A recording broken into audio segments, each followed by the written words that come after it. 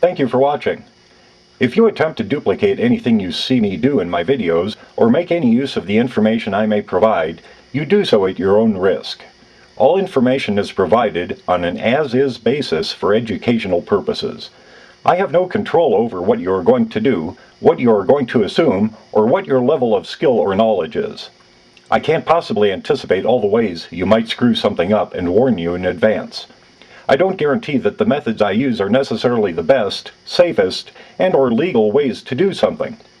You might be dealing with dangerous voltages, currents high enough to melt wires, start a fire, electromagnetic radiation, or other things that are potentially hazardous, and I'm not always going to warn you.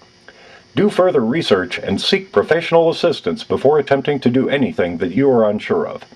I might forget to tell you some important thing or neglect to tell you because I thought it was obvious. If you make a mistake, it might hurt you or damage the equipment or components you are working with. If you can't get something to work or it blows up in your face, don't come crying to me. You're on your own. Good luck. Okay, now that I've covered my butt, can I take a bit of your time to better explain myself? I'll talk real quick. I'm a jack of all trades, master of none. I don't know everything, nor do I claim to, even though I might act like I do. If you know nothing, I'll sound like a genius, but I'm not. If you're really smart, I'll sound like I'm talking down to you, or like I'm an idiot. You might be right. The people watching my videos will range from those who know nothing to those who should be making videos and educating others. Even though I think I know a lot, and I have a wide range of experience, I'm still learning. I frequently reinvent the wheel. Why? That is how you really come to understand how something works. Join me on my journey. I may post a video of something I made and explain how you can make one for yourself, but don't expect me to always work out every little detail. I might show you something I made but not explain how to make one. This is just to spark an idea of something you could make if you're advanced enough to do so.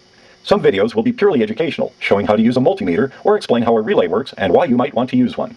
The projects I show in my videos worked for me, but your mileage may vary. Some of the information I present in the videos will be commonly accepted as technically correct, and some of it will be based on my personal experience, which may not coincide with the real world. Years ago, I worked for a company that made electrically operated hydraulic valves. I worked with people who understood hydraulics, but not electricity, so I would explain the electrical components in hydraulic terms to help them understand how the controls worked. I would tell them that a diode is like a check valve. The analogies were not perfect, but they got the idea. I will sometimes use mechanical examples to explain how electricity works, but understand that these analogies are not perfect. Some of the educational videos may seem boring and tedious to anyone already familiar with the subject, but I'm accustomed to dealing with people who have zero knowledge and have to lead them down the path, a step at a time, to get a concept across. At times, I may seem to get into fine detail which seems pointless, but be assured there is a reason. You just don't have the big picture yet.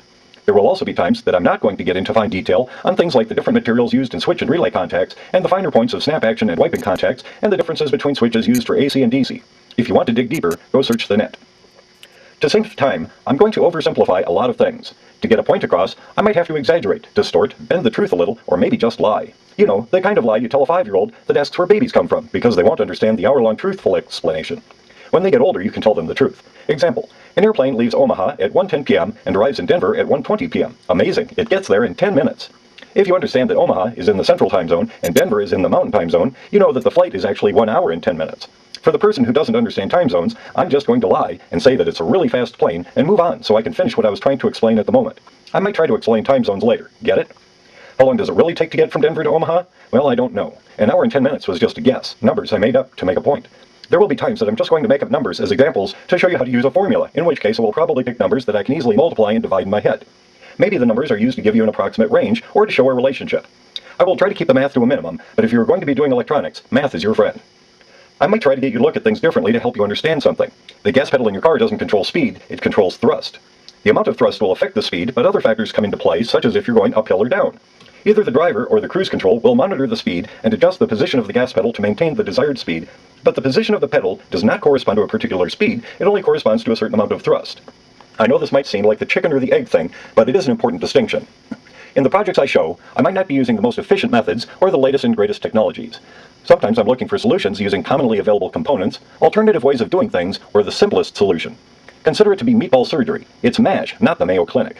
I might make a mistake and say AC when I meant to say DC, or screw something else up. Feel free to make a constructive comment for the benefit of other viewers.